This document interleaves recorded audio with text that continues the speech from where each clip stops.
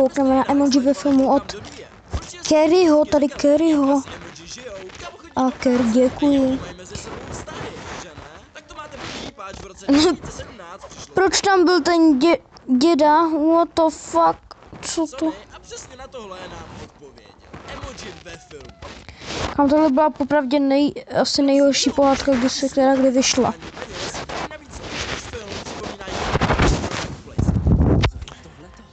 Co to do prdele? Je to jak nějaká továrna, vole. Hej, tohle jsou bez tak úplně ty free reklamy, vole, ne? To budou Just Dance. Jasně, 5 hvězdiček v GTAčku. Borci, když to dají, tak budou mít za prdeli policajty svat a takové ty věci. Ne, asi, tu je tolik reklam, vole, že já nevím, na kterou se zaměřit, že jo? Kterou aplikaci mám, vole, stáhnout, že jo? Instagram Ani Šulcový. Předtím než jsem to Olenem... Co? Ali Šulcový, more, co ti je, kámo? Historika. V 7. třídě jsem se bavil s Borkou, co milovala horory a já jsem na ní chtěl udělat mrtě dojem. Takže jsem jí vzal do kina na premiéru druhý Annabelle. Objednal jsem 2 lístky, když tu se zastavili, že... Ej, bráško. Ej, bráško, kámo, kde máš 15, kámo? Doslova, teď bude to nejsrandovnější. Ale víš, že tobě ještě není 15? Na tohle tě nemůžem pustit. V té době mi mělo být BTV 15. Za doslova ani ne měsíc, ale Borec si stál za svým, takže GG nešlo nic. A tak jsme doslova, já jsem byl na hororu, jo, taky. Kámo, je mi 11 let, byl jsem tam v 10, vole, s babičkou. A jako nic, jako co to je. Který hráli v té době a to bylo jenom emoji ve filmu. Nedělám si prdel. Já jsem... Kámo, doslova on prostě Borku na nějaký horor a najednou, vole, skončí někde v blázinci u emoji ve filmu. Typku ven s tím, že jdem na horor, jenom abychom nakonec skončili v poloprázdném sálu s rodinkama na emoji. Co to bylo? Film. Takže myslím, že jsem dodržel slovo a vzal ji na skutečný horor.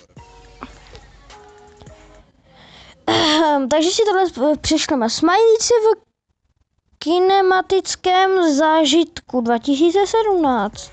A tohle je všechno?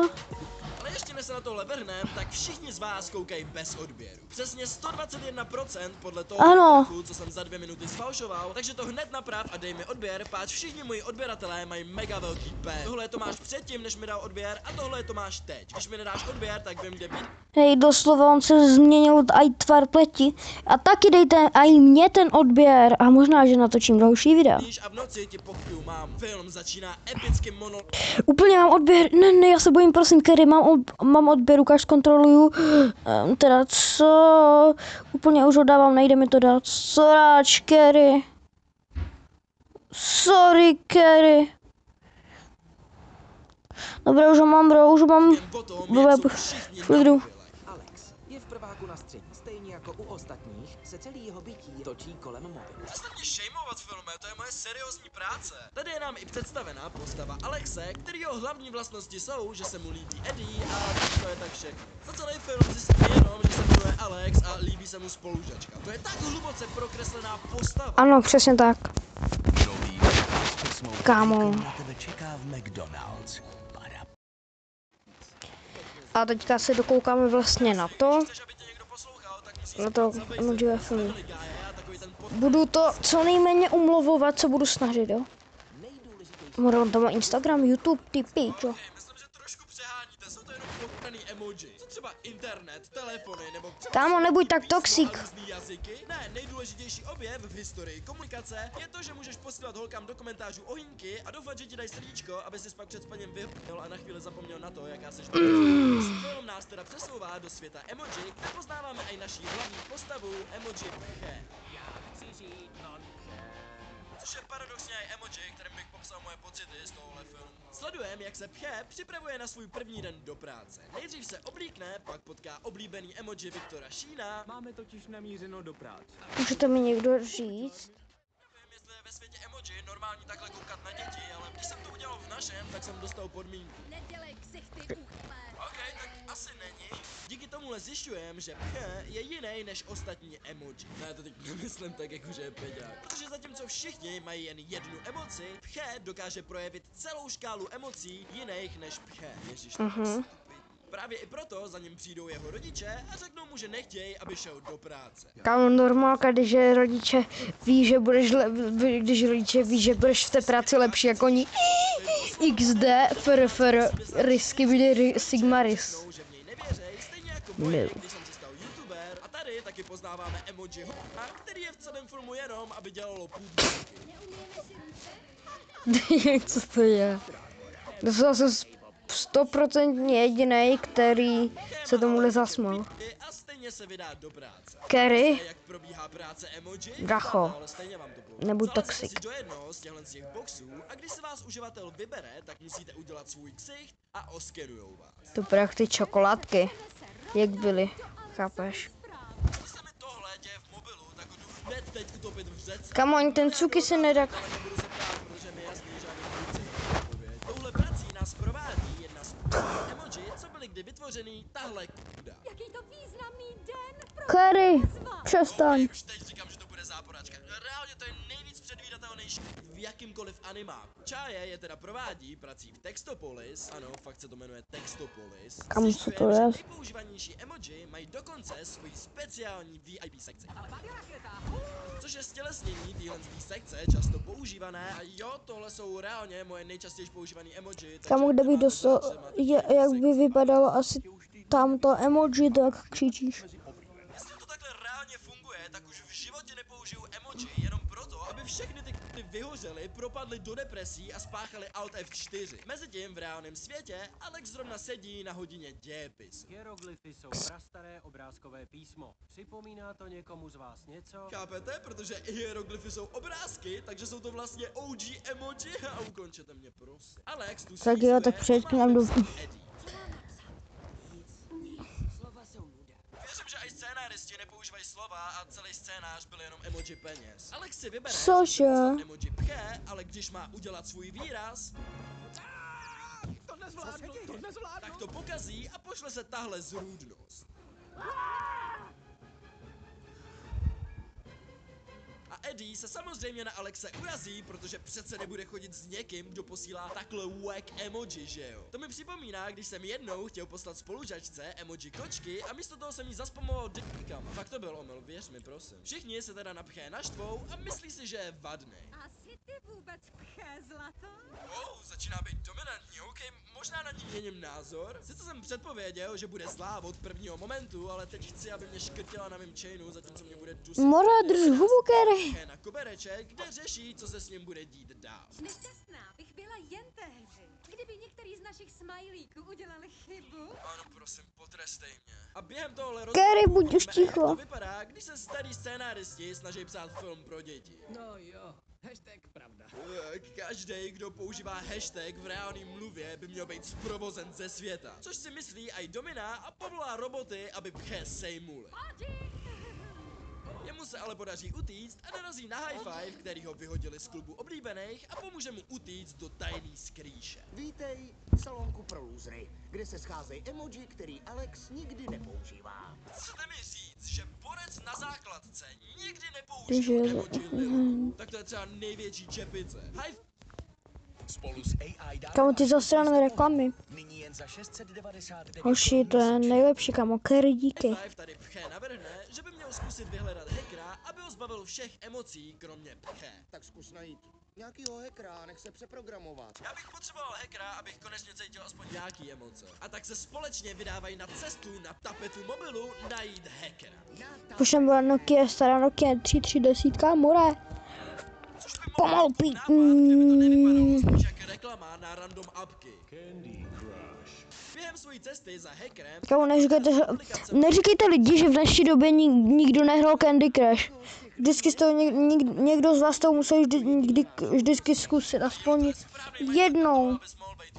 Ale kdyby ten film vznikl dneska, tak by Facebook vypadal dost jinak. High five, proč je tu všem 80 a mluví o svržení vlády? A nebo by byl Facebook prostě jenom hřbitov. Nakonec dojdou až k pirátský apce, kde by se měl nacházet hacker. Co by mohl chtít puberťák skrývat před rodičema? OK, začínám se seriózně bát, co tam bude.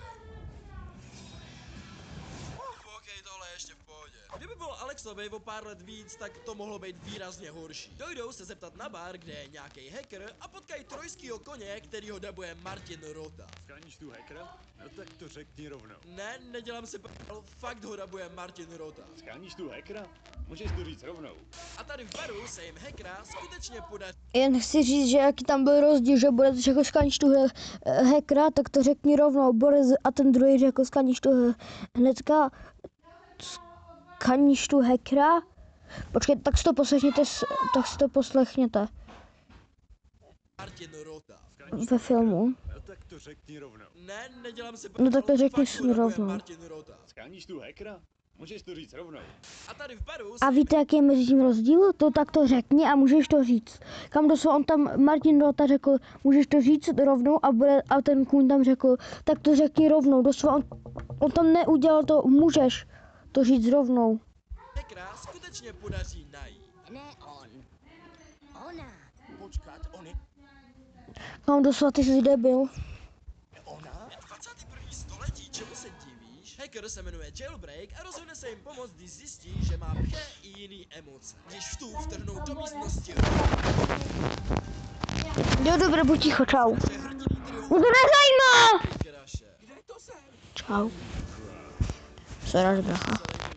A aby to nebylo málo hrozný, tak se actually rozhodnou Candy Crush zahrát a říkat, jak je to super.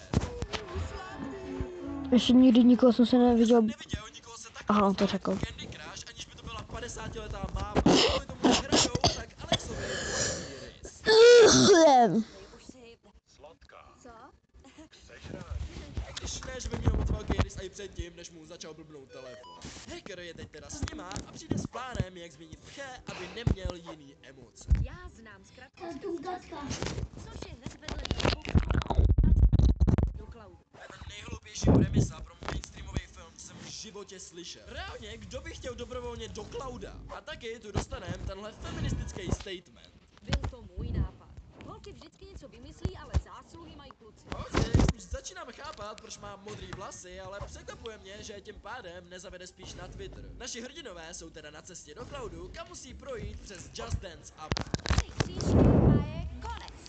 To jsou za 900 roků je tohle moje zhlédnutí. Za 900 roků. Výrazně zajímavější, Teďka to je asi nějakých 5.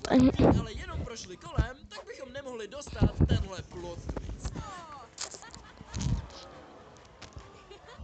Hacker Jailbreak byla ve skutečnosti emoji princezny, ale rozhodla se utíct pryč, a řekne, Věděl jsi vůbec, že v první sadě smajlíků mohla být holka jenom princezna nebo nevěsta?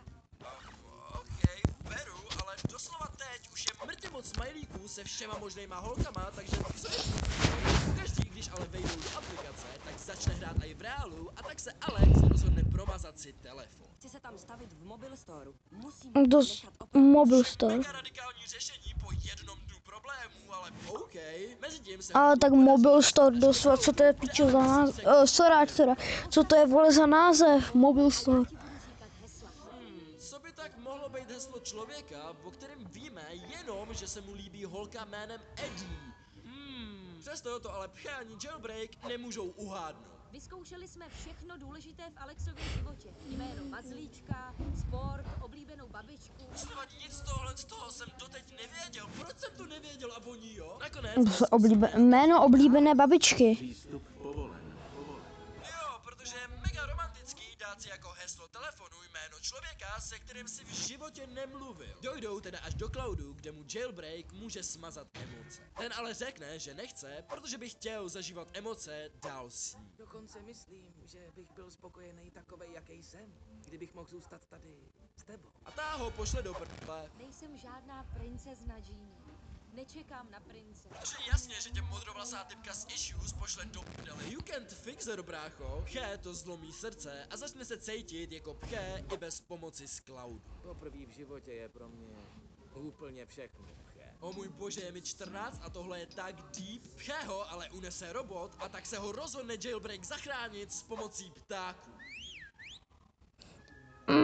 Ptáků, jo, tak to znělo hodně blbě. Modrovlasá typka zavolá na pomoc zrovna Twitter. Jailbreak a High Five vrazí do místnosti a zachrání Pché, ale je už příliš pozdě, protože Alex už nechává promazat Píčo. mobil. Jaký Alex, vole? V obchodě Alex. je s Alexem, ale i jeho kráš, a tak se emoji se rozhodnou, že se mu pokusí rychle pomoct jí zbalit. A tak pošlou právě Pché, protože zvládne vyjádřit všechny emoce. Bohužel se ale necítí dost silnej a tak musí dostat epický flashback na kamarády. To je kokot. Já to reálně přestávám. Reálně chci skončit, kámo. A tak nabere Pché sílu a vytvoří absolutně epický emoji. Koukni na to emoji. A to tak epický, že to pošle Eddie do kole. Je tam spousta emocí. V jednom, víš, není moc kluků, co umí vyjádřit své pocity. Zvládne vyjádřit emoce, protože dokázal kliknout na tlačítko poslat. Alex teda zruší promazání telefonu, protože díky němu našel lásku nebo tak něco. A tak jsou všichni úspěšně živí, milujou Pché a dostanem dance party nakonec. Co to Tak tohle by bylo pro naše... Když video bavilo, budu mega rád za like, odběr anebo jakýkoliv sdílení. Ať už ho pošleš kámošům, hodíš si ho na story, což ti dost možná i přesdílím, anebo mě zaspamujete emoji. Nespamujte mě emojis, prosím. Vidíme Tak. se zase další čtvrtek a já už děkuju všem mým členům, bez kterých bych nemohl fungovat. A já děkuji vám, že jste se na tohle video koukli a čau. A lidi, budu moc rád, když mi dáte odběr a dosáhneme 50 odběratelů.